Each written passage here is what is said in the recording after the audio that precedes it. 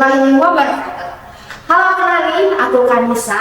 Selamat datang di kelas online produktif. Apakah kamu pernah mendengar suatu kejadian atau peristiwa di masa lalu yang pernah terjadi? Untuk mendalami lagi peristiwa tersebut, kita akan bahas dalam video ini mengenal text record. Ada 5 hal yang akan kita bahas. Yang pertama, pengertian, tujuan, ciri-ciri, jenis-jenis, dan yang terakhir ada struktur text record. Yang pertama, pengertian text record. Apa sih text record itu? Text record adalah jenis teks yang menceritakan kembali kejadian di masa lalu berdasarkan urutan peristiwanya.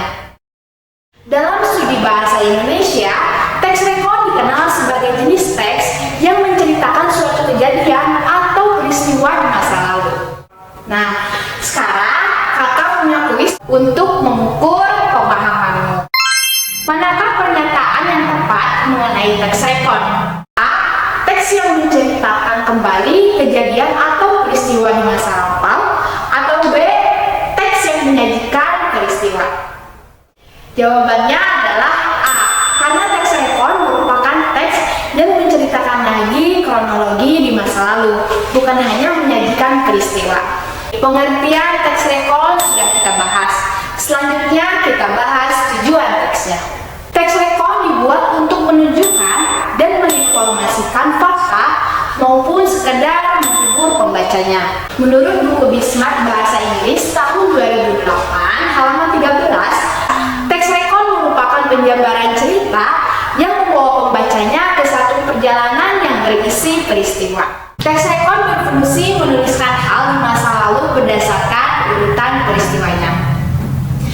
Materi selanjutnya yaitu ciri-ciri teks record. Ada 4 ciri dari teks record. Yang pertama, berisi kejadian di masa lalu. Teks record harus berisi kejadian di masa lalu karena di dalamnya menceritakan sebuah urutan peristiwa yang telah terjadi.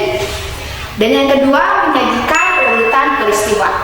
Urutan peristiwa dalam teks record harus tersusun secara sistematis karena harus berdasarkan urutan peristiwa yang telah terjadi.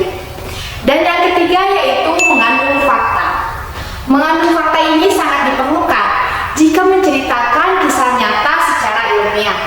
Dan yang keempat yaitu teks record yang mengandung hiburan.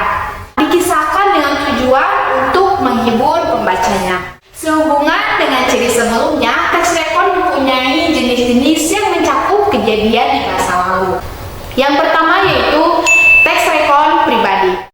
Teks record pribadi merupakan teks yang bersifat pribadi lantaran isinya menceritakan sebuah perjalanan atau peristiwa kehidupan seseorang.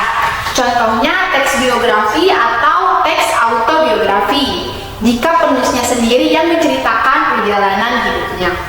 Dan yang kedua yaitu teks record faktual. Teks record faktual merupakan teks yang terdapat tulisan yang sifatnya fakta. Teks record fakta ini dibutuhkan jika menceritakan kembali urutan di masa lalu secara ilmiah. Lalu yang ketiga ada teks record imajinatif. Teks record imajinatif ini terdapat unsur imajinasi yang menyelimuti di dalamnya. Nah, biasanya dalam teks record imajinatif ini terdapat unsur-unsur diksi ataupun majas di dalamnya yang melengkapi untuk menghibur pembacanya. Oke, sekarang kita masuk ke pembahasan selanjutnya, yaitu struktur teks record. Yang pertama ada orientasi. Pasti teman-teman semua sudah familiar karena dalam semua teks bahasa Indonesia orientasi ini selalu ada. Orientasi merupakan bagian pengenalan atau pembukaan dari sebuah teks berisi gambaran umum peristiwa yang mencakup tempat kejadian, waktu, dan juga keadaan. Yang kedua ada urutan peristiwa. Urutan peristiwa merupakan rekaman peristiwa yang terjadi yang biasanya disampaikan dalam urutan yang kronologis. Jadi setiap urutan peristiwa yang telah terjadi harus disusun secara sistematis sesuai urutan. Nah, bagian ini merupakan inti dari teks record. Yang ketiga ada reorientasi. Reorientasi merupakan pembahasan ulang peristiwa, dan biasanya disertai komentar pribadi penulis tentang peristiwa atau kejadian yang diceritakan kembali. Nah, reorientasi ini bersifat krusial. Baik, sekarang ada contoh teks rekon faktual. Dengarkan baik-baik ya. Judulnya Sumpah Pemuda tahun 1928. Orientasi. Sumpah Pemuda lahir dari Kongres Pemuda II yang berlangsung pada tanggal 28 Oktober tahun 1928. Dari sejarah ini lahir beberapa poin penting terkait persatuan dan kesatuan bangsa Indonesia. Yang kedua, urutan peristiwa. Sebenarnya, Sumpah Pemuda tahun 1928 diawali oleh dua pertemuan pemuda-pemuda Indonesia pada Kongres Pemuda ke-1 yang diadakan pada tahun 1926. Lalu diadakan lagi Kongres Pemuda II pada tanggal 27 sampai tanggal 28 Oktober tahun 1928.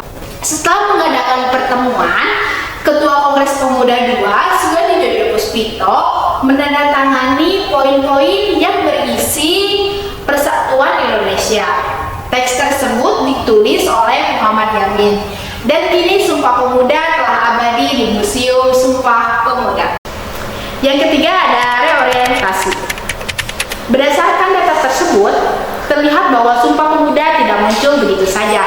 Semua poin di dalamnya bermula dari pertemuan pada tahun 1926 dan 1928. Kemudian disempurnakan lagi pada Kongres Pemuda II. Oke, nah itu dia contoh dari teks rekon faktual.